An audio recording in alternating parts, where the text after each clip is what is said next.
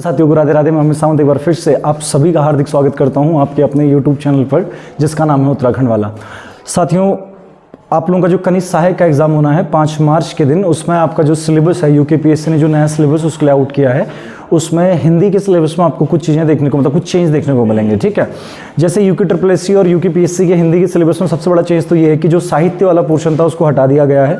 जो हिंदी के विकास वाला क्वेश्चन था, हिंदी की बोलियाँ और भाषाएं वगैरह, ये भी आपके सिलेबस से हटा दिया गया है। अलंकार आपके सिलेबस से हटा दिए गए हैं और एक नया चीज़ आपके सिलेबस में ऐड किया गया है जो यूके के सिलेबस में नहीं था, समास। ठीक है, अब चूंकि कनिष्ठ सहायक में हिंदी का जो वेटेज है वो 25 नंबर का रहना है, तो हम मानते हैं कि कम से कम 2 से 3 प्रश्न जो रहेगा आपका समाज से रहेगा। यूनिक टॉपिक है और नया टॉपिक है सिलेबस में, और समास 2 से 3 नंबर का वेटेज आपके हिंदी वाले जो पोर्शन रहेगा उसमें कवर करेगा। ठीक है, तो आज से हम हिंदी समास की सीरीज शुरू करेंगे और हम समास को केवल एग्जाम प्रोस्पेक्टिव से रटने के लिए नहीं, समझने के लिए पढ़ेंगे। ठीक है, समास को तो आप लोग कॉपी के बीच में डालिएगा समास, कॉपी के बीच में डालना है वो क्या, समास। ठीक है, अब अगर सबसे पहले बात की जाए कि समास का अर्थ क्या होता है, समास का मतलब क्या है, तो पहला पॉइंट लिखिए समास शब्द का शाब्दिक अर्थ लिखना। समास शब्द का शाब्दिक अर्थ है, समास शब्द का शाब्दिक अर्थ है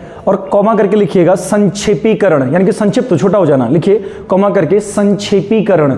समास शब्द का शाब्दिक अर्थ है संक्षेपीकरण, यानी कि समास का अपना, समास शब्द का अर्थ क्या है, समधनाश का अर्थ क्या है आपका, संक्षेपीकरण, यानी कि क्या हो जाना आपका, संक्षेप हो जाना, संक्षिप्त हो जाना, छोटा हो जाना। ठीक है, चलिए अगला पॉइंट लिखिएगा। नेक्स्ट पॉइंट लिखिए अतः, इसके नीचे आके लिखना अतः 2 या 2 से अधिक पदों का, अतः 2 या 2 से अधिक पदों का, अतः 2 या 2 से अधिक पदों का आपस में जुड़कर संक्षिप्त हो जाना, यानी कि छोटा हो जाना। 2 या 2 से अधिक पदों का आपस में जुड़कर संक्षिप्त हो जाना, आपस में जुड़कर संक्षिप्त हो जाना, कॉमा कीजिएगा, समास कहलाता है। आपस में जुड़कर संक्षिप्त हो जाना, कॉमा कीजिएगा, समास कहलाता है, समास कहलाता है। देखिए जैसे मैंने बोला राजा का पुत्र, क्या लिखा मैंने, राजा का पुत्र, क्या बनेगा, क्या बोलेंगे इसको, राजा का पुत्र को क्या बोलेंगे, हाँ राजपुत्र, क्या बोलेंगे इसको, राजपुत्र।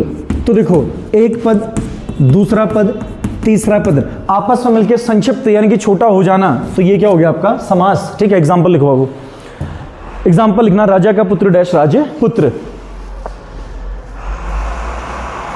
ठीक, अब देखिए, ठीक, अब देखो ये समास नहीं है बाबू। ठीक है, समास तो इसमें प्रयोग किया जाएगा ना, अभी कौन सा समास है तो भी देखेंगे। ठीक है, ये समास नहीं है, ये समास से बना हुआ पद है। तो समास से बना हुआ पद को या तो सामासिक पद बोलते हैं, सामासिक शब्द बोलते हैं। एक लाइन छोड़ना, साइड में डालना, एक लाइन छोड़ के साइड में डालेगा सामासिक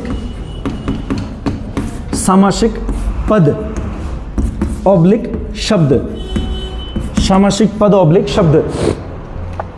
अच्छा, पद और शब्द में क्या अंतर होता है, वो पद और शब्द में क्या अंतर होता है, शब्द किसको बोलते हैं, पद किसको बोलते हैं,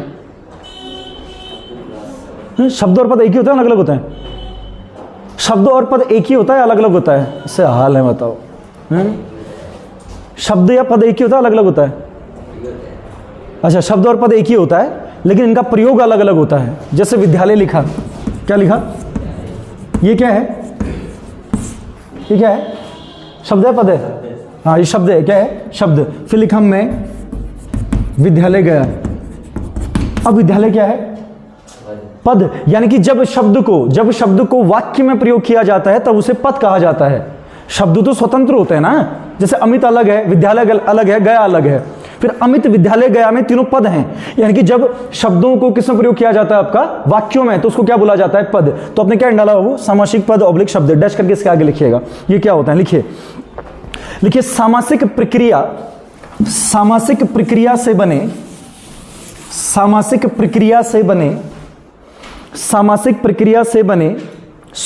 शब्द, सामासिक प्रक्रिया से बने स्वतंत्र शब्द, सामासिक प्रक्रिया से बने स्वतंत्र शब्द, कॉमा कीजिएगा, स्वतंत्र शब्द कॉमा कीजिएगा, सामासिक पद या सामासिक शब्द कहलाते हैं। सामासिक पद या सामासिक शब्द कहलाते हैं। सामासिक पद या सामासिक शब्द कहलाते हैं। ठीक है, तो समास की प्रक्रिया से बनने वाले शब्दों को सामासिक पद या सामासिक शब्द कहा जाता है। ठीक है, सामासिक पद या सामासिक शब्द कहलाते हैं। इसके नीचे आके उदाहरण लिखिए बाबू, इसके नीचे आके उदाहरण लिखिएगा। लिखिए लिखिए तीनों लोकों का राजा, एग्जाम्पल लिखिएगा बाबू, लिखिए लिखिए तीनों लोकों का राजा, तीनों लोकों का राजा, तीनों लोकों का राजा। बताओ क्या शब्द बनेगा? नहीं नहीं, इसके लिए शब्द क्या बनेगा? तीनों लोकों का राजा के लिए क्या शब्द बनेगा? हाँ, त्रिलोकी। क्या बनेगा? त्रिलोकी। तो त्रिलोकी क्या रहेगा आपका? क्या बोलेंगे फिर इसको? अरे बताओ नेपालियों, इसको क्या बोलेंगे? हाँ, कैसा शब्द? सामासिक पद या सामासिक शब्द। पढ़ में लिखिएगा सामासिक पद। सामासिक पद रहेगा क्या आपका? त्रिलोकी। ठीक है, डन। तो तुम लोगों को समास किसको बोलते हैं समझ में आया? किसको बोलते हैं वो? दो या दो से अधिक पदों का आपस में जुड़कर संक्षिप्त यानी कि छोटा हो जाना समास कहलाता है। ठीक है, फिर समास की प्रक्रिया से जो शब्द बनते हैं उसको सामासिक पद या सामासिक क्या बोलते हैं? शब्द बोलते हैं। अब समास के दो भाग होते हैं बाबू। नेक्स्ट पॉइंट लिखना, एक लाइन छोड़ के अगला पॉइंट लिखिएगा।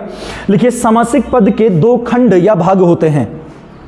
सामासिक पद के दो खंड या भाग होते हैं। दो पार्ट होता है वो। सामासिक पद के दो खंड या भाग होते हैं। सामासिक पद के दो खंड या भाग होते हैं।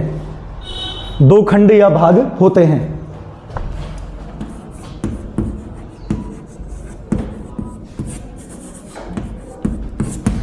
अब देखो सुनना एक बार, ये मैंने क्या लिखा? राजपुत्र ना। अच्छा बताओ तो ये किस किस से मिलके बना है? हाँ, राजा का पुत्र, यानी कि एक शब्द क्या आपका? राज। एक शब्द क्या है?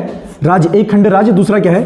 पुत्र। ठीक है, तो दो भाग है ना, है नहीं? जैसे चतुरानन बोला, क्या बोला? चतुरानन, ब्रह्मा को बोलता ना, चार है आनंद जिनके, चतुर्धन आनंद। वैसे ही राजधन क्या है? पुत्र। तो अब जो पहले वाला हिस्सा होता है, ये फर्स्ट वाला, पहले वाला, और ये क्या हो गया आपका? दूसरा वाला।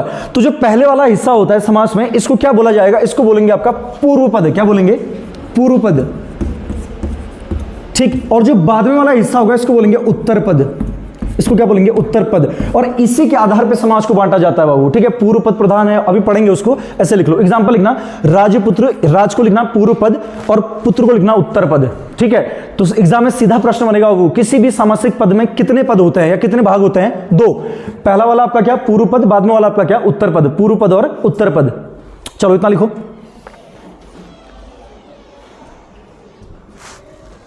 इतना हो गया। अब देखो सुनना, इसके बाद आगे इतना आप लोगों को समास किसको बोलते हैं समझ में आया? सामासिक पद किसको बोलते हैं समझ में आया? और समाज के कितने खंड या भाग होते हैं? दो, पूर्व पद और आपका क्या? उत्तर पद। ठीक है, अब इसके बाद सीधे आते हैं समाज के प्रकार पे बात करते हैं बाबू। एक लाइन छोड़ के अगला पॉइंट बना के लिखिए।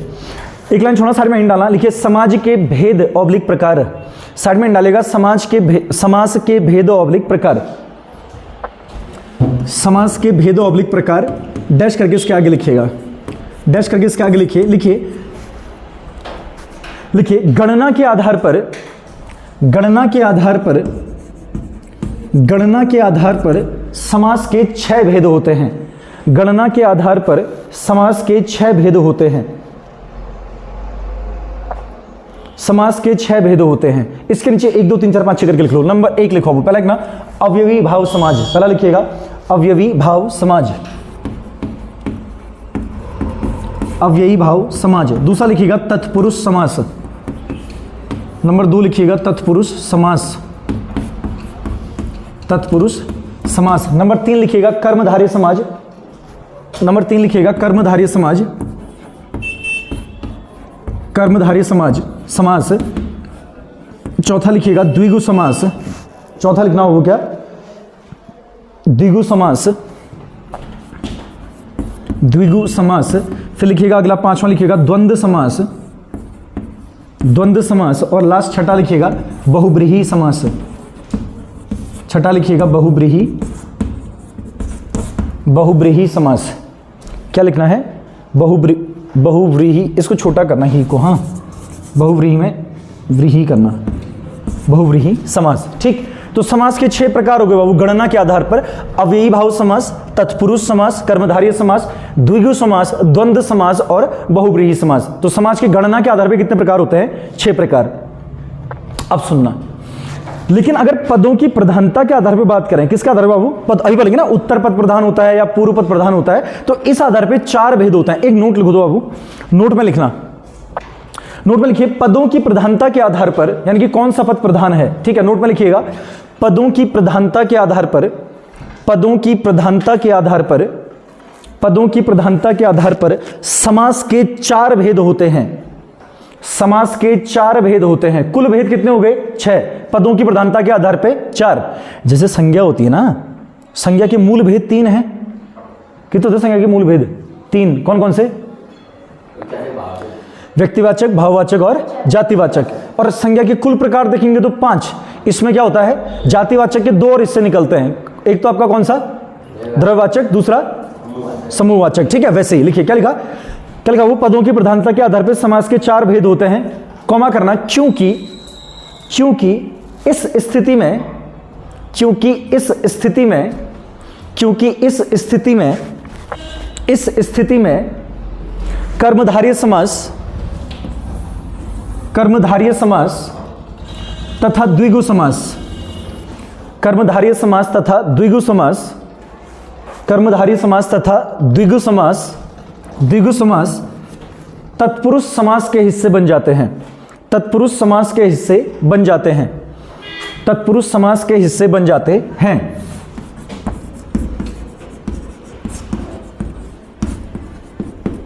तत्पुरुष समास के हिस्से बन जाते हैं। ठीक है, क्या लिखा? कौन? कर्मधारय समास और द्विगु समास किसके हिस्से बन जाते हैं? तत्पुरुष समास के हिस्से बन जाते हैं। देखो उत्तर होगा, सॉरी उत्तर पद होगा। हाँ, अब देखो ऐसा क्यों होता है, देखो जो तत्पुरुष समास होता है बाबू, कौन सा समास होता है आपका? तत्पुरुष समास होता है, इसमें उत्तर पद प्रधान होता है, यानी कि बाद में वाला पद। मैंने क्या बोला? जो तत्पुरुष समास होता है इसमें कौन सा पद प्रधान होता है बाबू? आपका उत्तर पद प्रधान होता है। ठीक है, और कर्मधारय समास, वैसे तो अगर कुल गिनेंगे, गणना के आधार पर अगर देखा जाए तो समास 6 प्रकार का होगा, लेकिन पदों की प्रधानता के आधार पर ये दोनों, यानी कि कर्मधारय और कौन आपका द्विगु समास, ये दोनों ही किसके हिस्से बन जाते हैं? किसके? तत्पुरुष के। और तत्पुरुष में कौन सा पद प्रधान होता है आपका? उत्तर। अब ये दोनों इसके हिस्से क्यों बनते हैं वो इस पर बात करेंगे जब इसको पढ़ेंगे। इतना आप लोग लिख लिए ना, चलो।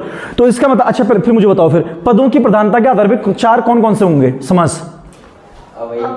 अव्ययी भाव, तत्पुरुष, द्वंद्व और बहुब्री। लिखते हो उसको, समझ जाओगे? ठीक है, चलो वो आगे बढ़ना। इसका एक लाइन छोड़ना, 1-2 लाइन छोड़ो, अगला पॉइंट बना के लिखना।